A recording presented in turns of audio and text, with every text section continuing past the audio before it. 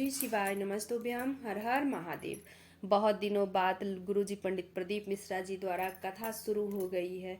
ये कथा नाम शिव महापुराण है। ये कथा काशी बनारस के पावन धरा पे ये कथा शुरू हो गई है। ये कथा 20 नवंबर से 26 नवंबर तक चलने वाली है। ये कथा आप आस्था चैनल यूट्यूब के माध्यम से 1 बजे से 4 बजे तक देखी जा सकती है। आज की कथा बहुत ही रोचक जानकारियों से भरपूर थी। आज की कथा में गुरुजी कुल पत्र उपयोगी सहित कुल 18 उपाय बताए हैं। सभी की जानकारियाँ आपको इसी वीडियो के माध्यम से बताई जाएगी, प्राप्त होने वाली है। अगर आप लोग किन्हीं कारणवश आज की कथा नहीं सुन पाए हैं तो पूरी कथा का रस तत्व आपको इस छोटे से वीडियो के माध्यम से प्राप्त होने वाली है। आज की कथा में गुरुजी एक विशेष उपाय बताए हैं। अगर आपका कोई केस चल रहा हो, प्रशासनिक कार्य चल रहा हो, आपके पक्ष में रिजल्ट निर्णय लाने वाला उपाय कितना भी विपरीत पक्ष में हो, रिजल्ट आपके पक्ष में ही आएगी। तो इस उपाय को आप इस वीडियो के अंत तक प्राप्त करेंगे। इसी वीडियो में आपको अंत तक ये उपाय बताई जाएगी। आपका कोई केस चल रहा है, कैसा भी केस हो, प्रशासनिक कार्य चल रहा हो, तो उसके बारे में गुरुजी ने बहुत ही अच्छा उपाय बताया है। इस उपाय को करने के लिए आपको जो भी चाहिए आपको इस वीडियो के अंत तक में प्राप्त होने वाली है। वीडियो के अंत तक बने रहे। आज की कथा शुरू होते ही गुरुजी बोले कि जो काशी में रहने वाले हैं कोई साधारण नहीं है। जाने कितने पुण्य किए होंगे जो उन्हें काशी में निवास मिला है। गुरुजी बोले कि जो भी भक्त कथा में पहुंचते हैं वो भी कोई साधारण नहीं है। भोले बाबा की भक्ति के बिना कोई कथा में नहीं पहुंच सकता है। आप लोग सच्चे भक्त हो बाबा के, जो बाबा ने आपका हाथ पकड़ के कथा पंडाल में बुला लिए हैं। बढ़ते हैं आज की कथा की अगली जानकारी की ओर। गुरुजी बोले काशी भी किसी भी शिवालय में जाओ, 2 मिनट भगवान का ध्यान करो, अपने मन को शांति मिलेगी, आपके मन को शांति मिलेगी। आप लोग किसी भी शिवालय में जाओगे तो आप देखते होंगे कि बाबा के सामने नंदी बैठ के बाबा को ध्यान से देख रहे होते हैं। उसी तरह आप लोगों को भी बाबा को ध्यान से देखना है। बाबा आपके सारे दुख कष्ट हर लेते हैं। 2 मिनट ध्यान से देख लो, बाबा आपका कल्याण करेंगे। बढ़ते हैं आज की कथा की अगली। पर हृदय से, चित्त से विश्वास है। अब मैं बाबा को ये आटे का दूध नहीं चढ़ाऊंगा, अब मैं बाबा को नहीं चढ़ाऊंगा। फिर निवेदन है, शंकर भगवान के मंदिर 12 ज्योतिर्लिंग और शंकर के जितने भारत भूमि पर मंदिर बने हैं उन मंदिर के नजदीक में जितने भी दुकान वाले दुकान लगाते हो, उस मंदिर के नजदीक में जितने भी दूध वाले दूध बेचते हो, उनसे निवेदन है स्कंद पुराण का ये चरित्र याद रखना। बाबा को भले 1 बूंद दूध मिले पर मेरी गौ माता का दूध मिलना चाहिए। भाग्य लिखना मेरे महादेव, मेरे बाबा पर अगर दूध चढ़े तो एक देसी गाय का दूध भले 1 बूंद चढ़े, वो गौ माता का होना चाहिए, थैली का डब्बे का नहीं।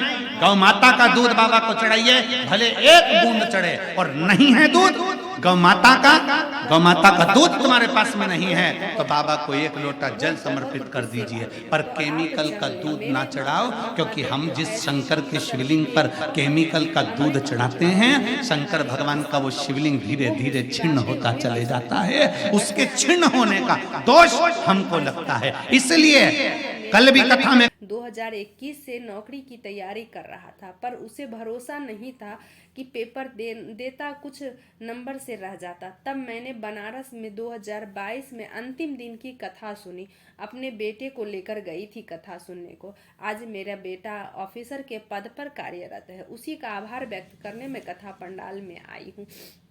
सुलेखा जी का पत्र आया। उन्होंने कहा, 1 लोटे जल का मैं क्या वर्णन करूं गुरुदेव। मेरे हाथ पैर में चर्म रोग हो गया था। 22 साल हो गए थे। जितनी दवाई खाती उतना रोग बढ़ता गया।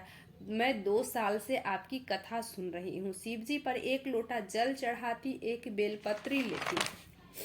22 साल पुरानी चर्म रोग, 1 बेलपत्री और शिव जी से का जल का आचमन ठीक हो गया। 1 लोटा जल सारी समस्या का हल। बढ़ते हैं आज की कथा की अगली जानकारी की ओर।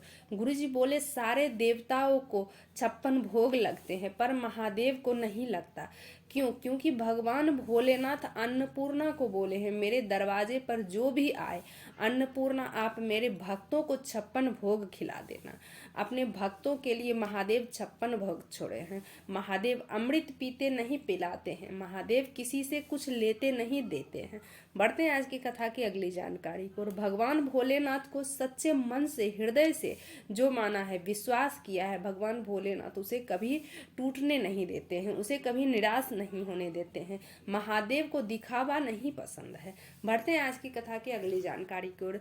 शिव पुराण की कथा कहती है कि अगर महादेव के मंदिर में पूरी थाली भरकर आया है, पूरी थाली सजाकर लाया गया है, तो आप वो देखकर लज्जित मत होना। बस आपका एक लोटा जल काफी है महादेव के लिए। बस सच्चे मन से लेके जाओ। महादेव को एक लोटा जल ही पसंद है। तो बढ़ते हैं आज की कथा की अगली जानकारी। राधिका जी का पत्र आया। उन्होंने कहा, मैं बाबा की कृपा का क्या वर्णन करूं गुरुदेव। मेरे बेटे की सिर की नस फट गई और मेरे बेटे की हाथ पैर भी काम करना बंद कर दिया, दिमाग काम करना बंद कर दिया, उसकी आवाज़ भी बंद हो गई। सभी ने उसे हॉस्पिटल में भर्ती किया। डॉक्टर बोला शरीर में कोई हलचल नहीं है। उसे आईसीयू में एडमिट किया गया। तब मैंने छोटे बेटे के पुत्र ने कहा, पिताजी सब जल चढ़ाकर चले जाते हैं, सबकी सब अपने अपने घर चले जाते हैं। तब मंदिर जब पूरा खाली हो जाता है, तब तुम शंकर को जल चढ़ाने के लिए शिवलिंग पर जल चढ़ाने के लिए जाते हो। क्यों? रांति देव बनिया कहता है, ये पूरे नगर में सूचना है कि मैं बनिया हूँ, पूरे नगर में सूचना है कि मैं वैश्य हूँ, पूरे नगर में सूचना है कि मैं बनिया में वैश्य। अगर बनिया शब्द आ जाता है, वैश्य शब्द आ जाता है, तो लोगों की दृष्टि में रहता है कि इसके पास धन होगा, इसके पास वैभव होगा, इसके पास संपदा होगी। बढ़ते हैं आज की कथा की अगली जानकारी की ओर। गुरुजी बोले, जो बाबा के मंदिर में एक लोटा जल लेकर जाता है वो खाली नहीं लौटता है, उसके लोटे में पर मेरे पास में कुछ भी नहीं है। बढ़ते हैं आज की कथा की अगली जानकारी की ओर। गुरुजी सबसे निवेदन किए हैं, कल भी ये कथा में निवेदन किए थे और आज की कथा में गुरुजी निवेदन किए हैं, बाबा पे जो। तो तुम आखिरी में जल चढ़ाने क्यों जाते हो? वो दूध वाला पैकेट, किसी भी दूध वाला, केमिकल वाला पैकेट वाला दूध ना चढ़ाएं। एक बूंद ही दूध चढ़ाएं, लेकिन गाय का दूध चढ़ाएं, केमिकल वाला दूध ना चढ़ाएं। सबसे नम्र निवेदन किए हैं गुरुजी। बढ़ते हैं आज की विशेष जानकारी की और जो कि गुरुजी ने दिए हैं। आपके पक्ष में जो रिजल्ट, आपके पक्ष में जो निर्णय वाला उपाय है, उस उपाय को करने के लिए आपको एक बेलपत्री चाहिए, एक समीपत्र, एक दूर्वा, एक कनेर का पुष्प, एक चावल का दाना। इस सभी सामग्री को आप फिर से सुनिए। इस उपाय को करने के लिए आपको एक बेलपत्री लेनी है, एक समीपत्र, एक दूर्वा, एक कनेर का पुष्प, एक चावल का दाना चाहिए। इस सभी सामग्री की आवश्यकता होगी। सभी पांचों सामग्री को आपको लेके जाना है